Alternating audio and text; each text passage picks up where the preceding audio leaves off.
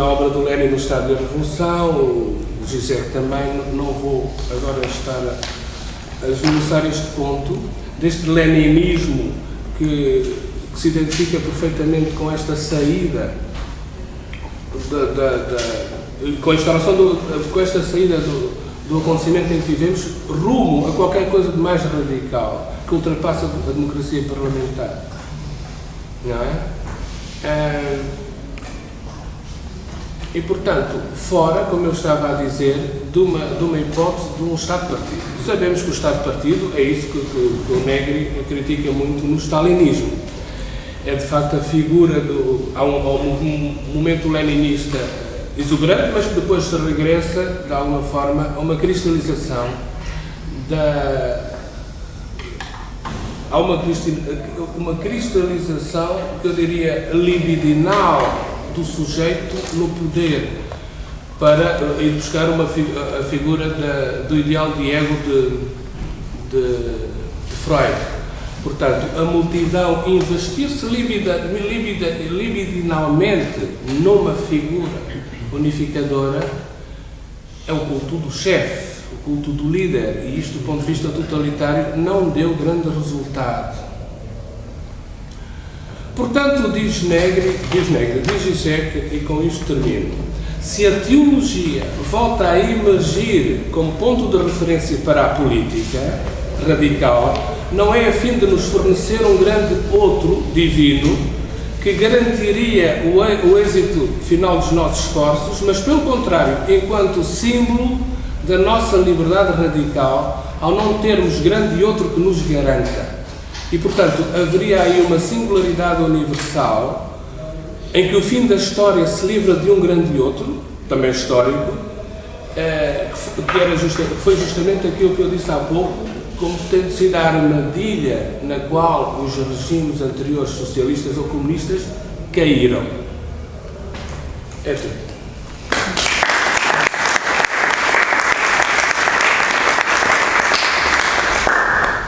Obrigado. Então, segue-se a comunicação de Alexandre Marques da Fonseca, Deleuze e Zizek contra os direitos humanos.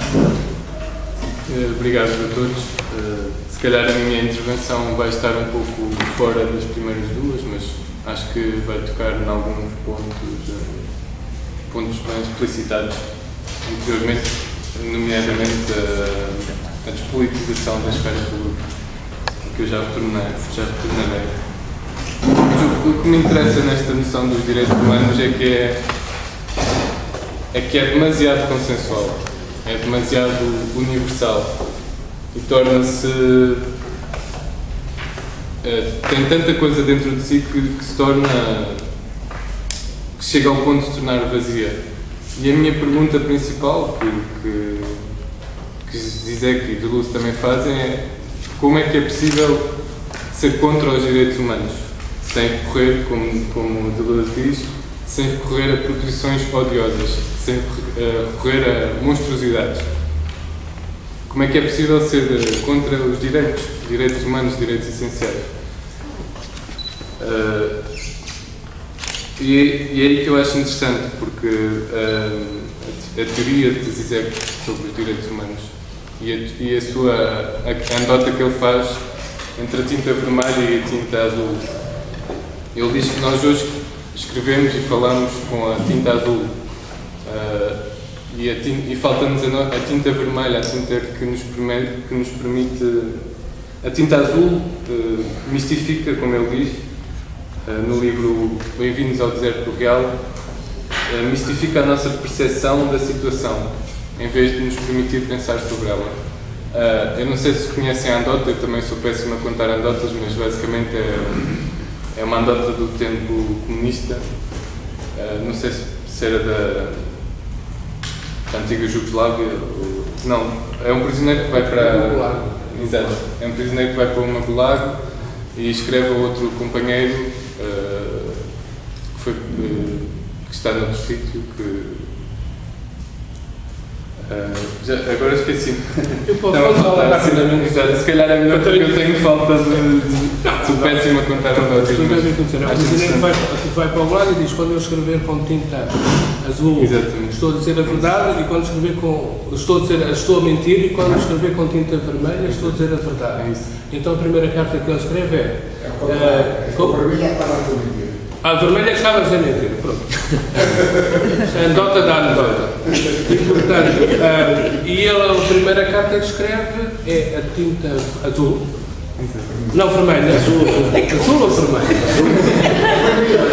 A vermelha diz tudo, que estava tudo bem. Não, exceto depois não ter a tinta azul. Exato, não ter a tinta azul. E é um pouco nisso que os direitos humanos se tornaram. Nós falamos ele diz que nós falamos de democracia e liberdade, de guerra contra o terrorismo, de direitos humanos, e escrevemos com a tinta azul ou vermelha, pouco importa, mas e é isso que elas se tornaram. E o que eu acho também interessante em Zizek é que ele nos permite pensar a totalidade. O sistema mundo que nós vemos, mas que às vezes não conseguimos, nunca conseguiremos talvez reparar, olhar na totalidade. Ele diz-nos que, por exemplo, ele tem uma passagem num filme, A Vida Examinada, em que ele diz que o verdadeiro amor é o amor ao lixo, como produto da nossa sociedade. E essa totalidade que Zizek pretende ver, que nos pretende mostrar de certa forma também, reflete-se no que ele diz sobre os direitos humanos. Deleuze é interessante também. Zizek fala bastante sobre Deleuze, mas eu não pretendo aqui explorar, até porque não considero que tenha essa capacidade. A sua crítica a Deleuze, portanto vou-me cingir apenas aos direitos humanos, especificamente. E como falar de Zizek e direitos humanos sem falar do seu texto mais célebre sobre esta temática, Contra os Direitos Humanos, publicado em 2005 na New Left Review. Nesse texto, o objetivo principal de Zizek é recuperar, como ele diz, a função simbólica dos direitos humanos, porque ele acredita que os direitos civis, civis têm uma função, para além da sua forma, têm uma função, não são apenas forma, servem um objetivo e têm uma dinâmica própria que pode gerar emancipação. E é nesse sentido que ele pretende recuperar essa função simbólica para, como ele próprio diz, rearticular as relações socioeconómicas.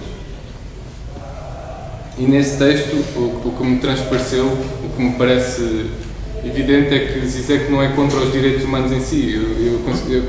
Talvez isto seja mesmo impossível. Talvez Deleuze tenha uma perspectiva mais cínica, realista, como preferirem, e que eu depois demonstrarei.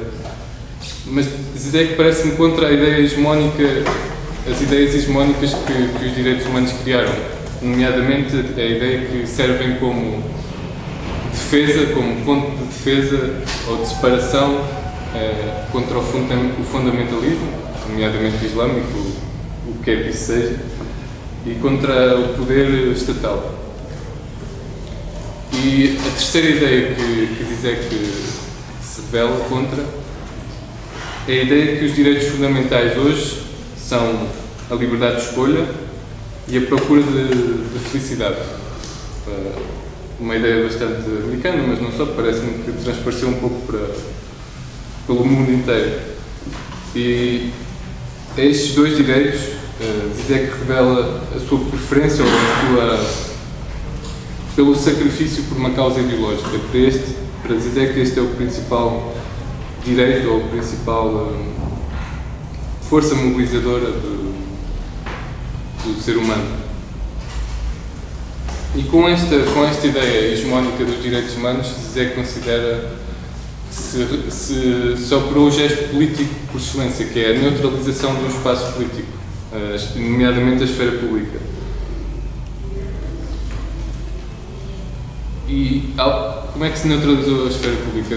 Por um lado, através de se ter tornado um domínio dos experts e de um domínio da finança, um domínio que nós não somos supostos perceber, não é? Que está fora de nós. E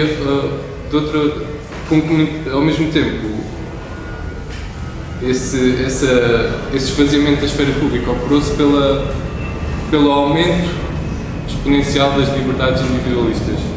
Eu conheci Zizek principalmente através do seu texto ou do seu discurso em Wall Street, e ele faz uma comparação interessante entre as liberdades individualistas, que cada vez aumentam, cada vez pode-se fazer sexo com não sei o quê, como ele diz, pode-se fazer isto e mais aquilo, pode-se ter braços biónicos, pode-se ter não sei o quê.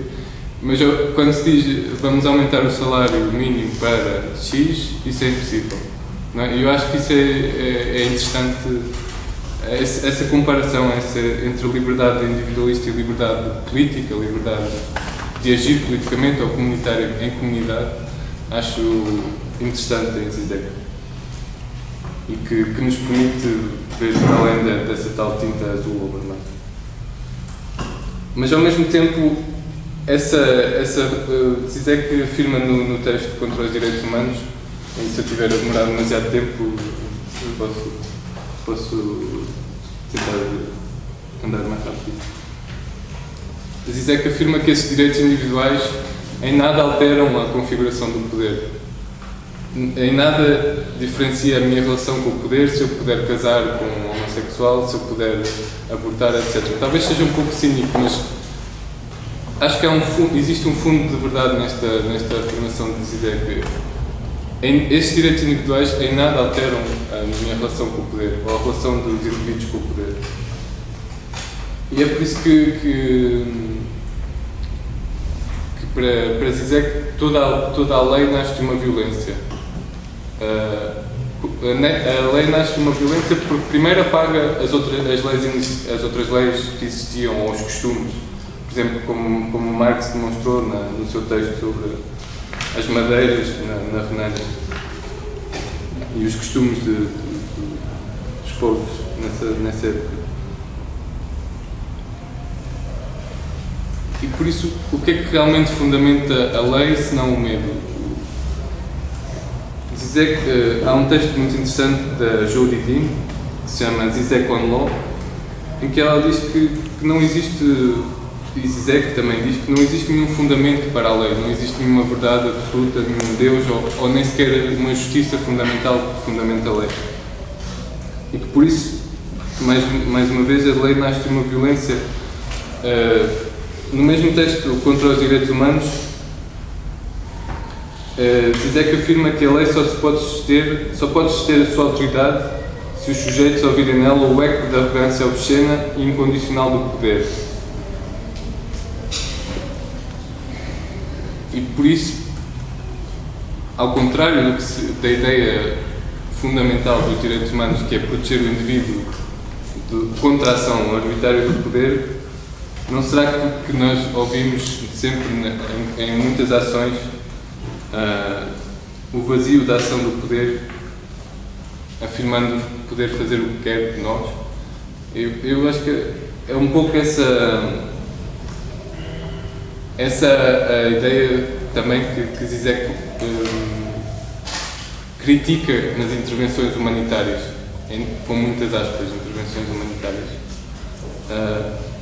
É que parece-me que nessas intervenções humanitárias o que está no fundo não é nenhuma lei, nem sequer existe uma lei internacional que se possa falar. Existe apenas e mesmo os próprios interesses geopolíticos, económicos e financeiros, que são certamente fundamentais, o que me parece que existe uma violência ontológica que dita que uns possam intervir sobre outros e esses outros se tornem vítimas despolitizadas porque não têm sequer opção, porque são